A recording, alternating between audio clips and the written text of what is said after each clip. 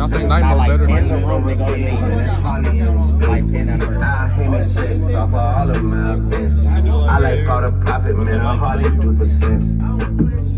A big part of me resents niggas that I knew from when I started in this shit. Then fuck what they got going on, I gotta represent. Hey. It's a rolling, not a stop. Watch shit don't never stop.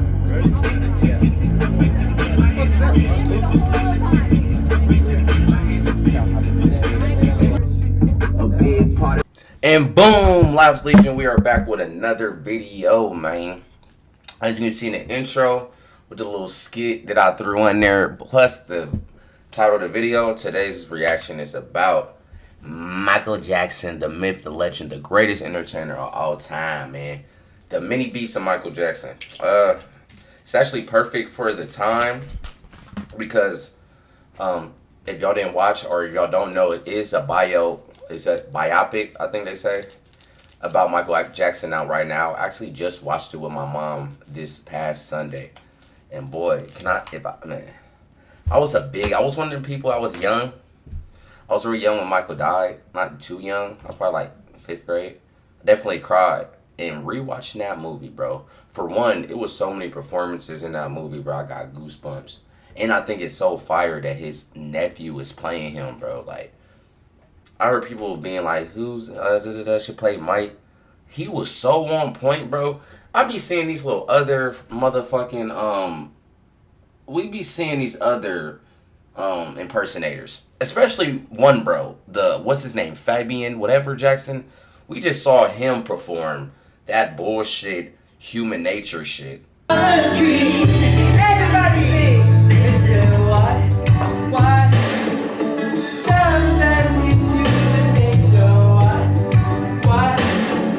Right there was disrespect to Michael, nigga. You just look like Michael, nigga. You don't dance like him or sing like him.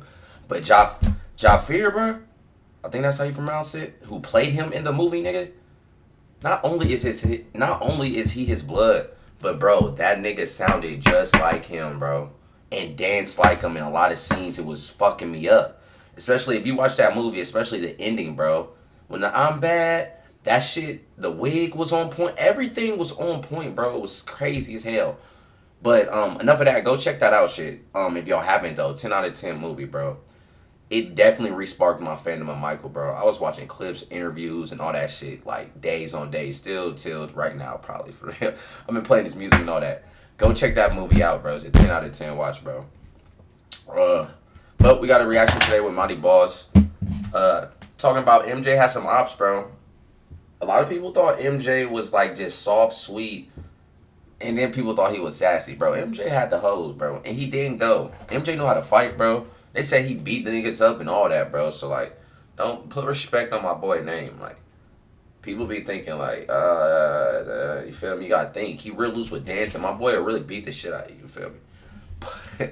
But anyways, enough of the yap. Make sure y'all like, comment, subscribe. And let's get into it. Let's get to it. Michael Jackson, you probably think of a soft-spoken, charitable, and kind artist. And while all of that may be true,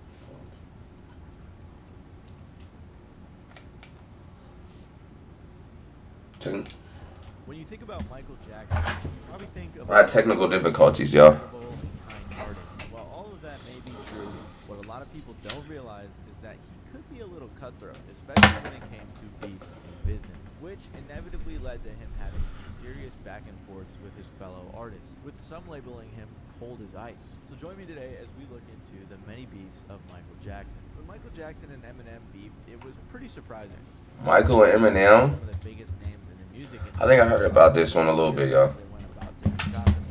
Em and Mike's relationship had its first road bump back in 2003. This is when Em was in Glasgow for a show, where at his hotel with tons of paparazzi watching, he dangled and tossed around a baby doll out of his window. Oh my God, Michael did not do it like that. That nigga did a fast forward rotisserie chicken flip with the baby, bro. Text, you're probably with the wondering, baby what doll. does that have to do with Michael? Well, a few months earlier, MJ was in Berlin. Look at this taking shit. shots at one another. M and Mike's relationship had its Bro did a fast forward bump in rotisserie chicken 2003. flip. This is when M was in Glasgow for a show, where at his hotel with tons That of nigga had a paparazzi mic. watching, he dangled and tossed around a baby doll out of his window. Oh my Without God, context, you're nigga probably did a wondering, quadruple what does that roll. have to do with Michael? Well, a few months earlier, MJ was in Berlin Like, for bro, the awards ceremony. This is crazy now. Don't get me wrong. Because let y'all see what happened. And for whatever reason, he dangled his 8-month-old son out the window. Mike faced. So that was Blake and his son. He just had he was a newborn though. And it was in English, showed him everything. Low-key lost grip of him, grabbed him, put him back in.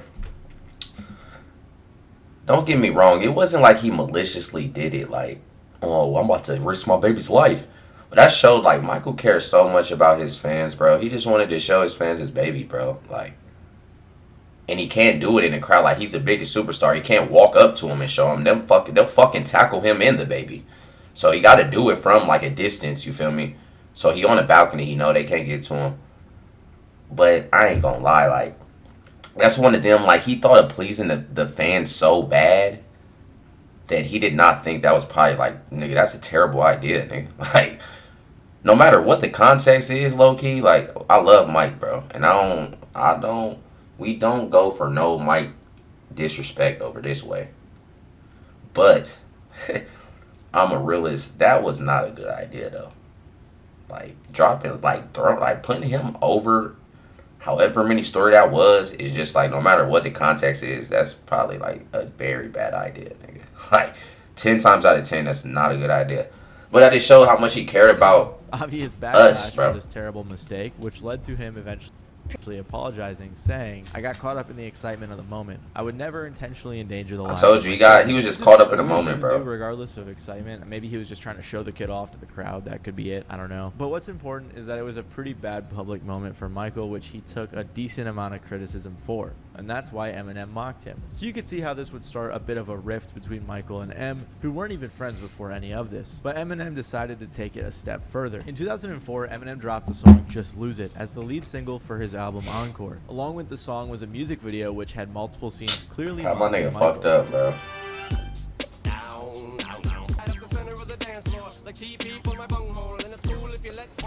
But it wasn't just the video that started things. How you feeling that, Eminem? Come see me about. I know this shit's like so long ago, but come see me about this, my boy. We ain't feeling that. Because when you look into the lyrics, M goes at Mike with some pretty wild subliminals. Early in the song's intro, M says, "Alright, stop, pajama time." This isn't just some MC Hammer pun. He's instead referring to the 2003 Michael Jackson documentary Living with Michael Jackson, in which Mike discussed letting kids sleep in his bed. And throughout the rest of Just Lose... I know everybody has their own opinion about the cases Mike was fighting. But, like, if you know Mike, bro, his childhood... And I was watching the movie. When I was watching the movie, I had my son there, too. My son just turned 6. Michael was famous from the time he was 5 years old till he died, bro. Not only famous, like, super famous. Mega famous. People passing out from his aura.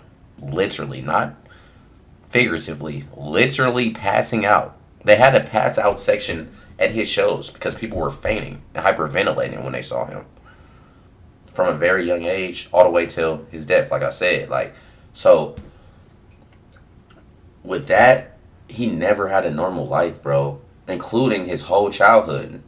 You feel me? And I was thinking, like, that's like my son right now. My son's 6. Comparing it to Michael, he's already a year into his fame. Like, if my son was Michael, being 6, he was already a year of being famous. Like, not to think about how crazy that is. Like, he never had a normal life, bro. And I really just think he wanted to have a childhood again, bro. Like, I don't think Michael, man, look, bro. People gotta say what they think. I don't think Michael did any of that, bro. And I think a lot of people, I know for sure, a lot of people involved saw money grabs too, bro. It was like people weren't even trying to get, like, legal, like, court justice. They just wanted money from him, which seems like just a money grab a lot of the times, bro. But that's my opinion on that, on Mike's little cases. lose it, M continued to take more digs at Michael and his case, saying things like, "Guess who's back with a brand new rap?" And I don't mean rap as in a new case of child molestation accusations. I done touched on everything but little boys, and that's not a stab at Michael. That's just a metaphor. I'm just a psycho. Obviously, the Michael Jackson allegations were a huge thing at the time, and while eventually he was found not guilty, Eminem making fun of this probably didn't make him feel so good. Apparently, Michael tried to get the song banned at first, but that didn't end up working, so he eventually spoke on how he felt about the bold jokes made at his expense. I've never met Mr. Eminem, and Never even met him and was speaking on my boy. I've always admired him, and to have him do something like that was pretty painful as an artist to another artist. And it's sad because, well, I think what Stevie Wonder said is true. And I just don't want to say too much more than that. But he should be ashamed of himself, what he's doing. I've never attacked another fellow artist. Great artists don't do that. You don't have to do that. Michael was clearly frustrated by the song, understandably so, and in response to Michael's frustration, Eminem was actually honored and explained the whole reason behind Just Lose It's creation. Yeah, that wasn't intentional, but I'm just happy that Michael... Nigga said it wasn't intentional. Nigga had impersonators in it. What do you mean? Nigga accidentally had a nigga dressed up like Michael and looked like him? That's crazy. He's hurting me. You know? That's the kind of cool side of it. The fact that he's hurting me is that does me enough. But like the personal things, that was not planned.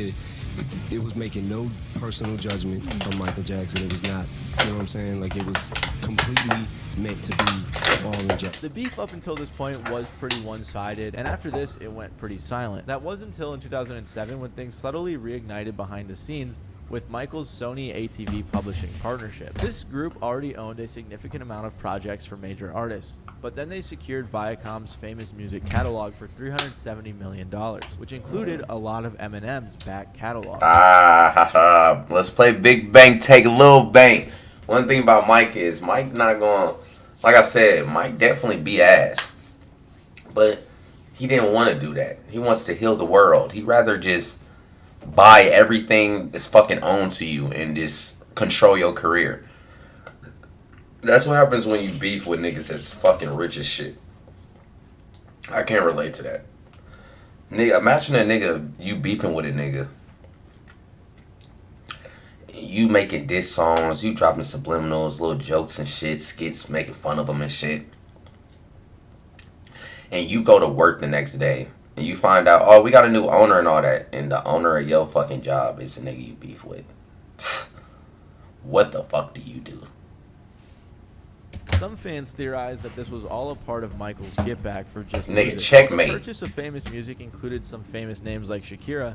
Eminem was considerably one of the most valuable, with hits like Without Me and The Real Slim Shady now being owned by Michael's publishing partnership. A lot of people like to make it seem like Michael Jackson just kind of went out there and bought only Eminem's catalog, which was not the case. So even if the move wasn't meant as direct revenge, it's still a pretty funny and wild way to end the beef. And like I said, there isn't really any concrete evidence that the purchase was made solely to spite M, but it has become a trend for Michael to buy the music of those he beefed with, because he did it again to Paul McCartney of the Beatles. Unlike with Eminem, Paul McCartney and Michael Jackson actually started out as friends. In the early 70s, they first started working together, with Paul somewhat taking Mike under his wing. As the years went by, the two continued collaborating, eventually growing so close that Michael would stay with Paul and his wife while recording in London. In the early 80s, they recorded multiple songs together, including Say, Say, Say and The Girl Is Mine. The girl is mine. You asked for more ways to create, so we made a major update. Sleeve printing is now live. Which is one of my personal favorites from the two, which both ended up going platinum. Michael originally fancied writing some stuff with me, and I thought it was a good idea. So he came over here to England, and we just hung out for a little while and got to know each other a bit, and ended up writing 2 songs. One night at dinner while Michael was living with Paul in London, the two started talking about publishing and song ownership. During this conversation, Paul took out a notebook which had a list of all of the songs he owned publishing rights to. I said, you got to get a really good manager because it's all going to be coming in and it could all go out if you don't. And I said, and you ought to think of getting into song publishing. For a business, you ought to think about music publishing.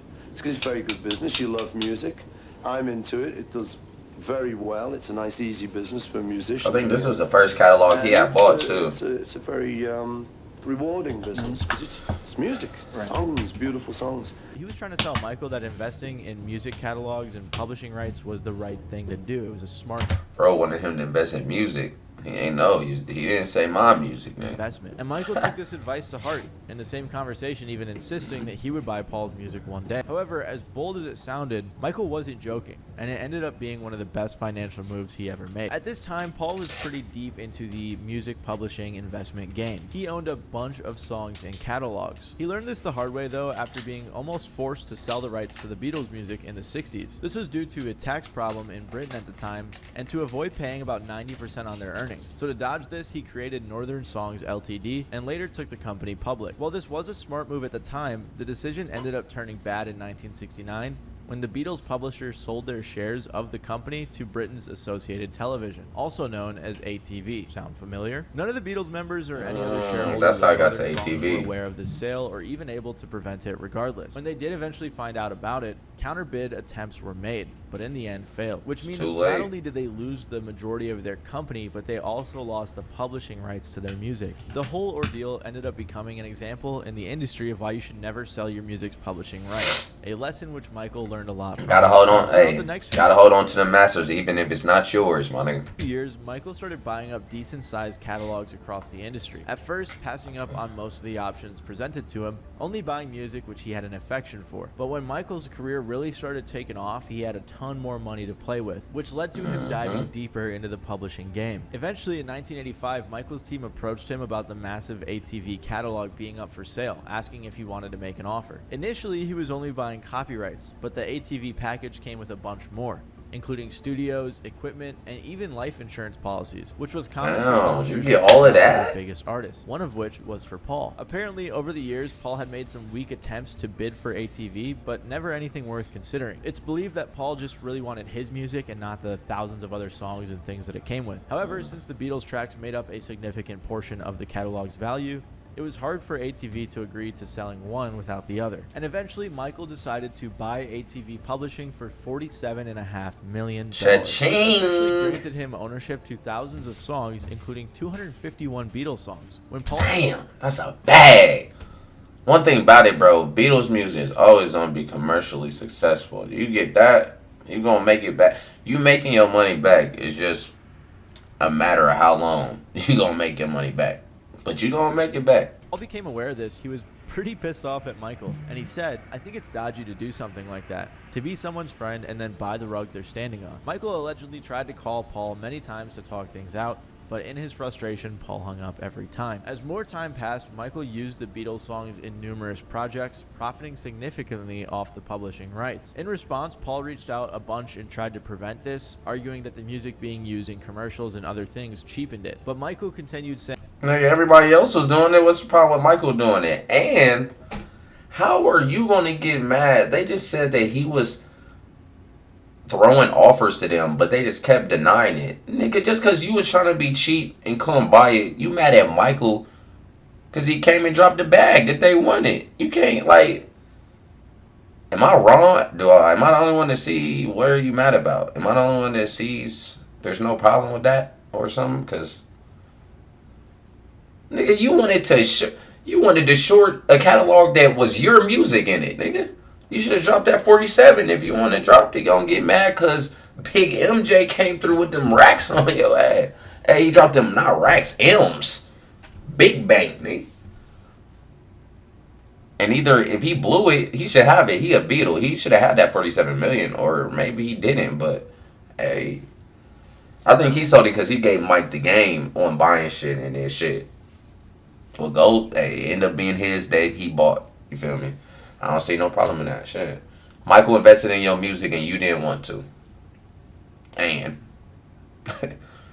shout out, bro. that, oh, it will only But make shit. the music bigger. Hey, it happened. People will hear it and give It's you business. What they say, In it's 1990, business. Michael and Paul finally met to discuss their problems.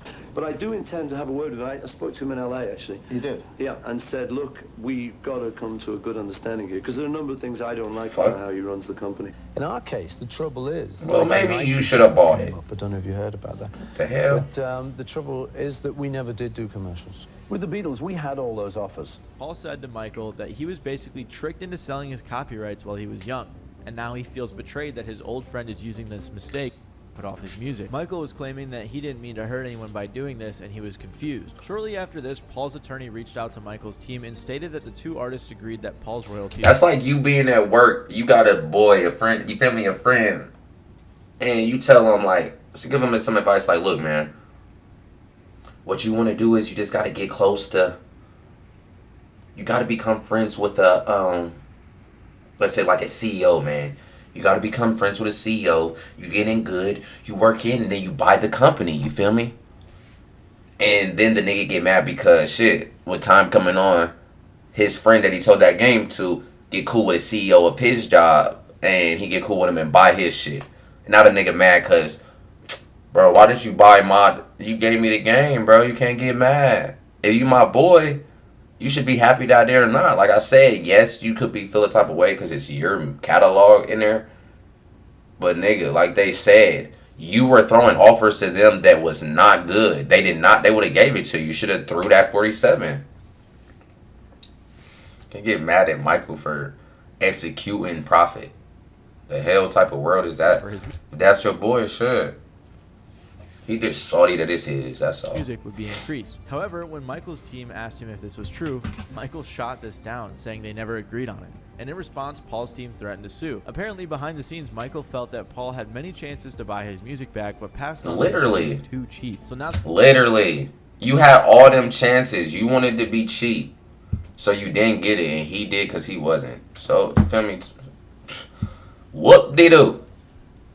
that he owns them and Paul has a problem with it, Michael believed he had no duty to make things right. Which, I don't know, from my perspective, look, I love Michael Jackson, he's dope, but that seems a little snaky, I'll be honest. Years later, in 2001... Hey, man, I love you, Maddie, but I don't... We going to disagree. I don't see... I don't see nothing wrong so with it, we haven't bro. talked, and we don't have that great a relationship. The trouble is, I wrote those songs for nothing, and buying them back at these phenomenal sums, I just can't do it. To which Michael responded, "Oh, Paul, that's just business." I love. Exactly, Paul. That's just business. You were being cheap, and I wasn't, Paul. If you're my friend, you should be happy for me. You told me the game, and I executed. It just happens to be your catalog, Paul. I still love you. That's what Michael probably said. Hearing him saying that in his voice, that's so funny. This sentiment continued for years as Paul held a reasonable resentment towards Michael. Eventually, when he tragically passed, Sony/ATV purchased the final shares in a deal with Michael's family worth $750 million. Since Michael's passing, Paul has expressed that he no longer holds much anger about the situation anymore. While he still believes his initial response was valid, there's obviously no point in pursuing it any further. And in the end, in 2018, Paul was able to start getting a bunch of his music back from Sony/ATV through some legal loopholes. See, look, he ended up getting it back. He'll be alright. At the end of the day, it's kind of crazy. Paul got his publishing rights back like half a century later. This feud was very public and very direct. I wonder if he had to wait till Michael died to get it. Subliminal and spurred on by fans. While Michael Jackson dominated the music game for years, it's hard to talk about pop in the 80s without bringing up Prince. Both artists contributed to the genre in major ways. Throughout their respective solo careers, the two artists rose in step with each other, growing in an almost the king of pop and the king of rock. Parallel way. In some cases, they both even I guess they say at the exact same time. Although, well, their they kind of say Elvis. Was pretty. So wait, did they call Elvis the king of rock too, right? Or what they call Prince was the king of the rock too? I don't know. All these kings and shit. Similar. We only know the king of pop. Shout out Of MJ. their character in music was pretty contrasted. One fan said about Prince, he was always more risque and always pushed boundaries. Prince is indirectly why there is a parental advisory label on music with profanity. And they continued on with Michael saying, Michael Jackson was a star as a child. He was a lead singer of one of the biggest acts in music during the 70s. It's kind of like they both talented and they both in different ways. That's the dope part about it, because they both sing good.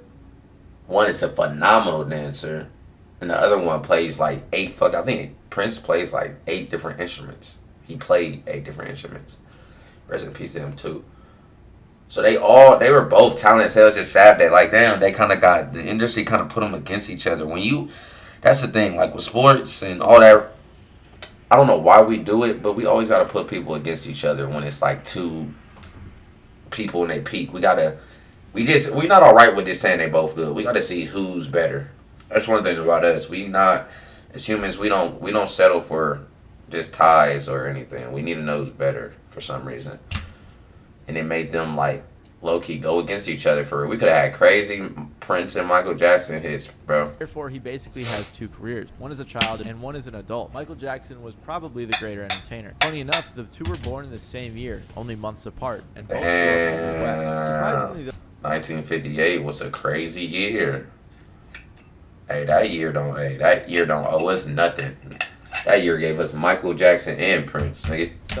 Shout out 58. The two didn't get along very well. They ran into each other for the first time at the 1983 New Year's Eve James Brown concert, a legend that both young stars looked up to. For context, around this time, the media had already been heavily pitting the two against one another, and at this show, James inevitably invited Michael up on stage to perform some of his songs. But since Michael wasn't the only star in the room, that's a crazy room. James Brown, Prince, and Michael. Nigga, that's hella aura.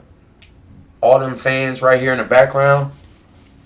I don't even know how they breathing. I would be drowning in aura, nigga. Whispered in James' ear and dared him to invite Prince on stage. Prince accepted. Hey, Michael turned. Hey, Mike want that. Damn, that bitch done fell on him. Damn, embarrassed the shit out of him. They could have fell in the crowd with a pole. See, Mike wanted to come. He told James, bring him on here. Let's see who. Hey, let's go talent for talent, nigga. That's why Prince must have been mad. This nigga fell and embarrassed himself. So the nigga just took it out on MJ, I guess.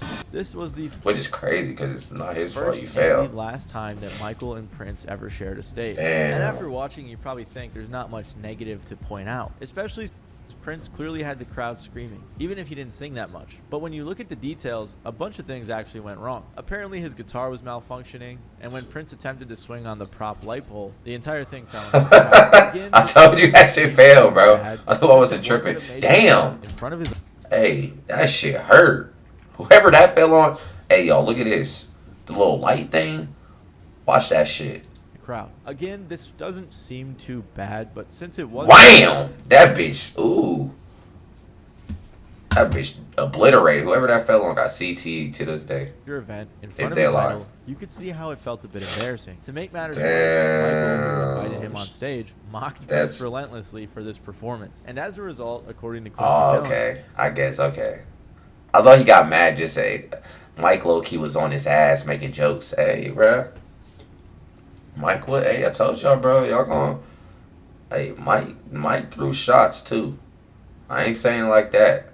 He wasn't just an innocent, soft-spoken. That nigga was trying to get some work in with a nigga. Nigga fucked up. Now he's shredding your shit. Yeah, so I see why Prince ain't like, bro. Prince even attempted to run Michael over with his car after the show, which... Alright, my nigga. Show salty ass on, bro. Don't try to hit the king of pop, my nigga. I fuck with you, Prince, but chill. Chill. Because in reality, my nigga Michael would have jumped over that bitch. Then what? Then what, Prince? When my nigga jump over that hole, then what you gonna do? Feel me? If that's true, is crazy. Their beef intensified further when Prince declined an invite from Michael to appear on the recording of the We Are the World charity. Damn. Prince was supposed to be in We Are the World. You that mad at Michael. You was supposed to make... That song was about, like... The song was supposed to be helping with Africa or some shit at the time. You can be mad at Michael, but damn, nigga, you could have... You mad at all the artists, too, on there? Because it was about 30 to 50 different artists on there. You that mad at Michael, bro. And it was for a good cause. He low-key was... He low-key reaching with that. Quincy Jones attempted to end the beef by setting up a collaboration between Michael and Prince on the song Bad. However, Prince again decided to turn down the offer. After the fact, Prince decided to explain to Chris Rock why he did that. Oh, we saw this clip before. Turning down Bad. Well, you know, that Wesley Snipes character, that would have been me. All right, now you run that video and There's something cringy about. I know this has nothing to do with. I mean, it does because he's in the frame, not him, but who interview him. But Chris Rock, that nigga is like something cringy about that nigga to me. He famous for a reason, but his comedy does not appeal to me. That nigga be cringy as a motherfucker. But oh god, my bad. I do love Everybody Hates Chris like bad though. He goated for giving us that show for sure. Oh, I got something in my eye.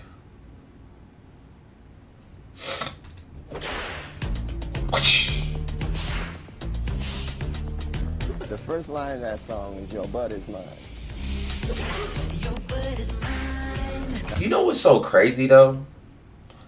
And this is no disrespect to Prince, because I fuck with Prince. He tried to say, because he didn't like the little words, "Your butt is mine." He's trying to say like Michael on some Diddy shit, right? Prince used to, let me show y'all what Prince used to perform in though.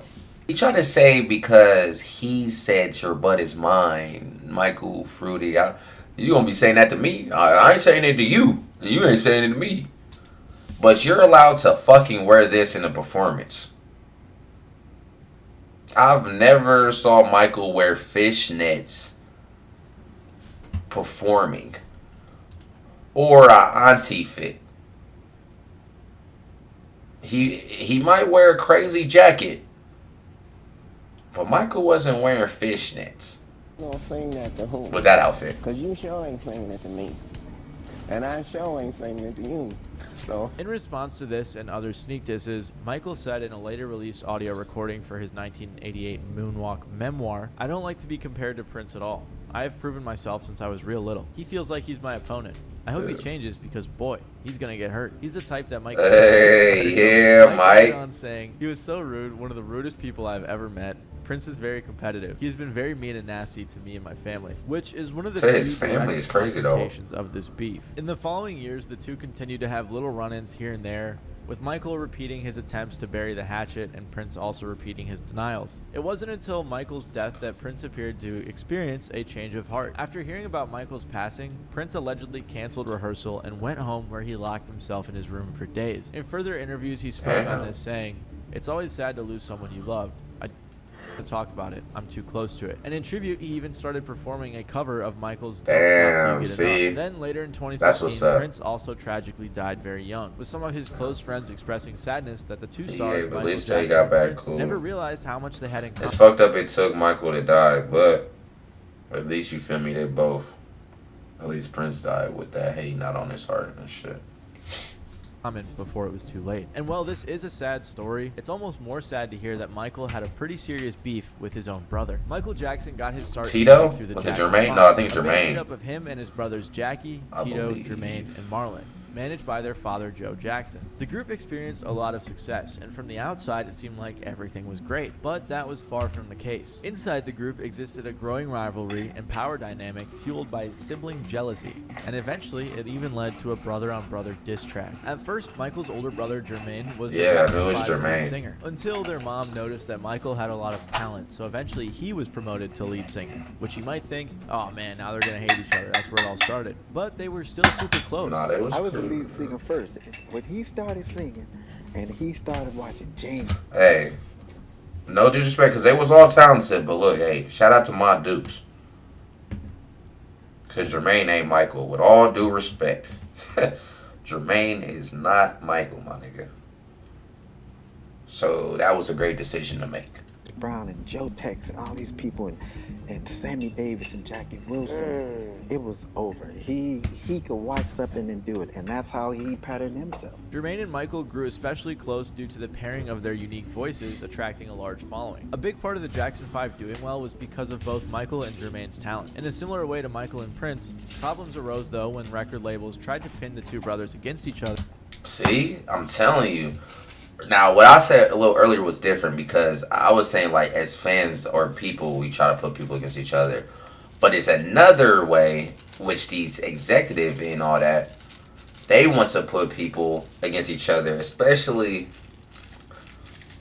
label mates and all that. They want people to go back and forth because the person involved that benefits the most is the record labels, not the people that's beefing, because they could have been cool with them. Now they got back and forth friction with somebody that was cool with all that. But whole time everybody's tuned in, and the record labels are eating from it. It's too many ways in the industry where they want people, the fans and the execs and everybody want people to go edit with each other, bro. By pushing. And this is way back then. This is 80s, 90s. They still doing that till today.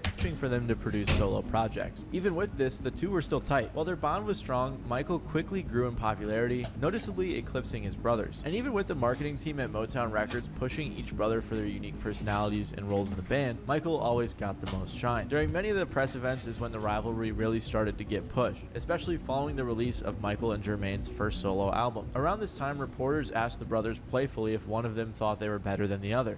Did you and Michael get together and say, oh, look, you know, I'm number one this week and you're number one next week? No, well, he's... Messy ass question, by the way. That nigga, bro, the interviewers, you can tell when they just want to hear some like, the questions be set up so, like, this nigga, we want to hear it.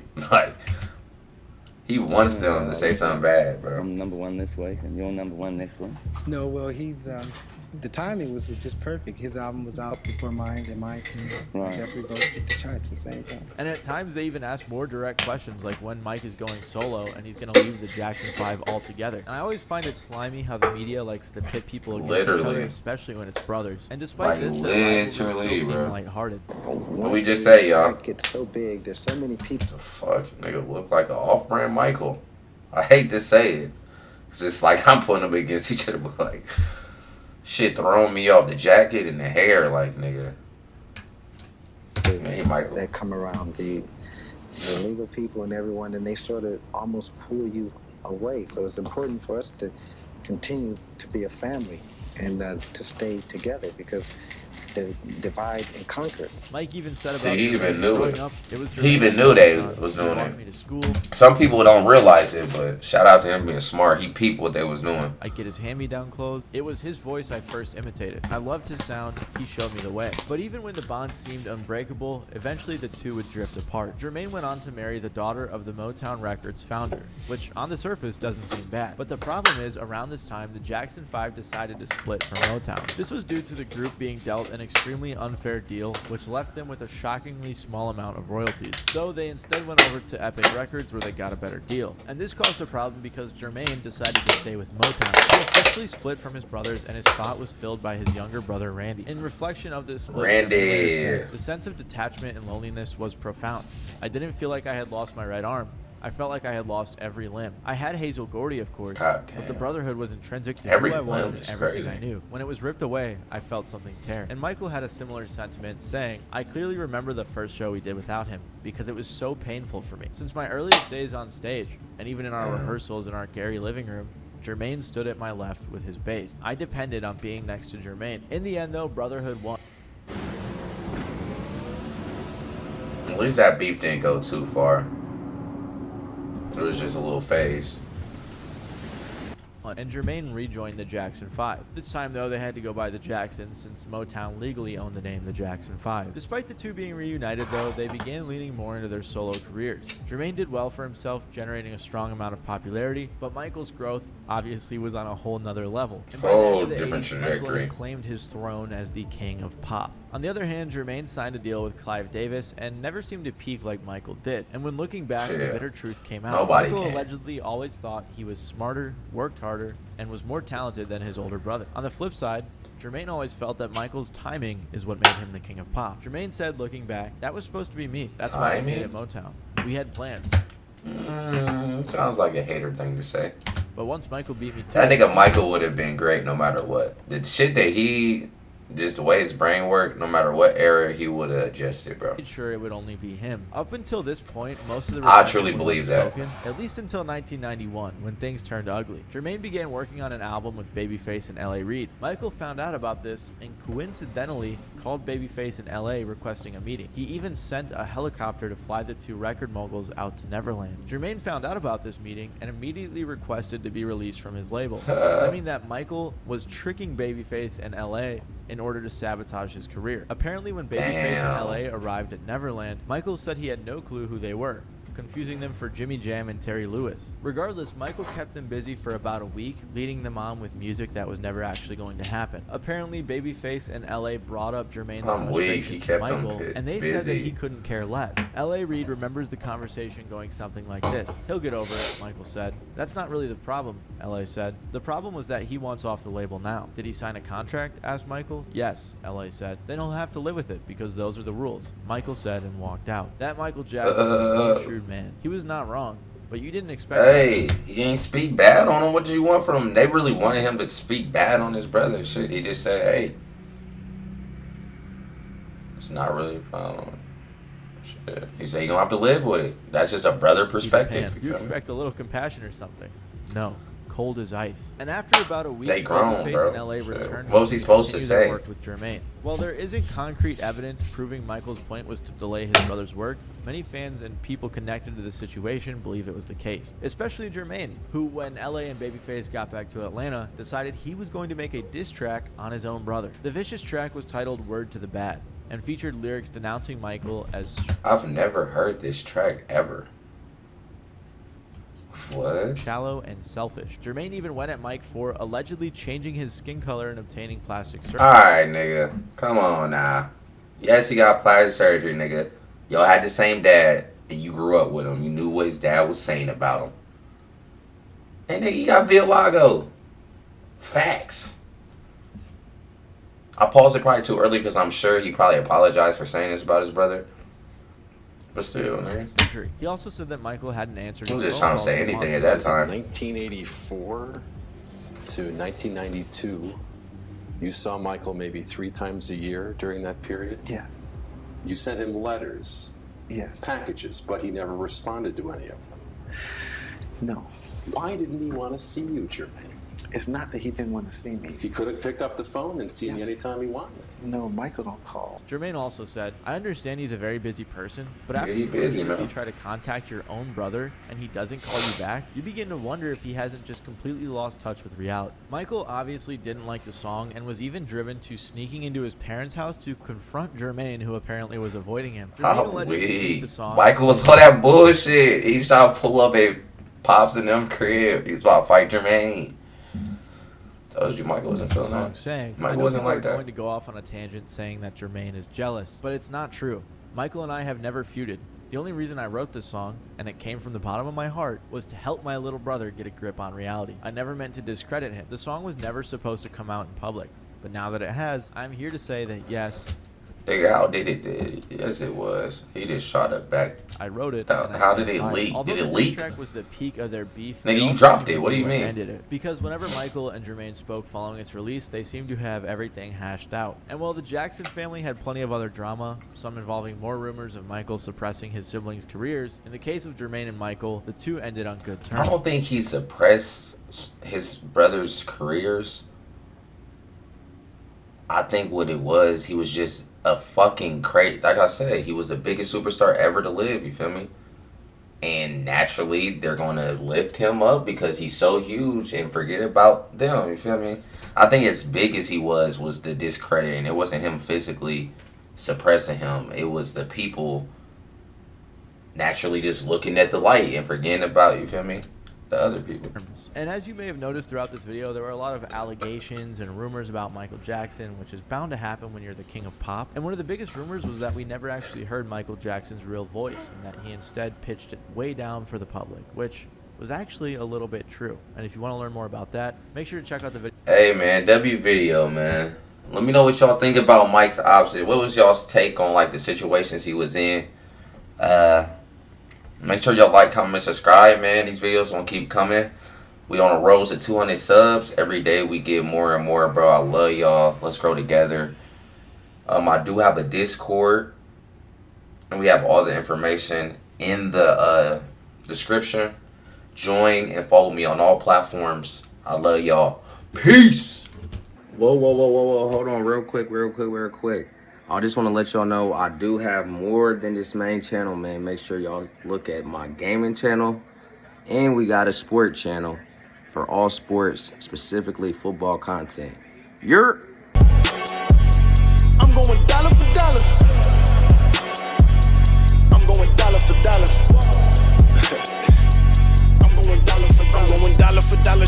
she holler, she liking the way that I walk. I don't need a designer to get right behind her. She loving the way that I talk. All this hustling, grinding, this business I'm on, and I do all this shit on my own.